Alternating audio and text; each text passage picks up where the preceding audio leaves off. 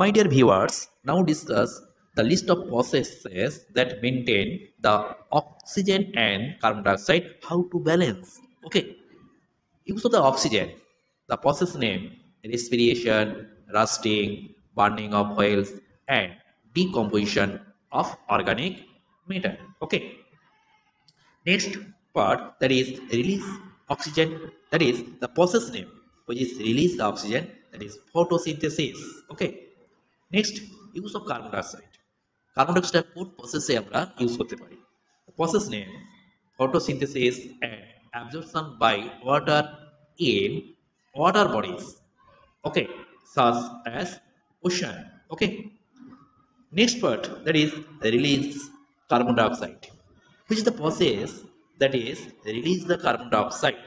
Okay, respiration, combustion or burning of oils.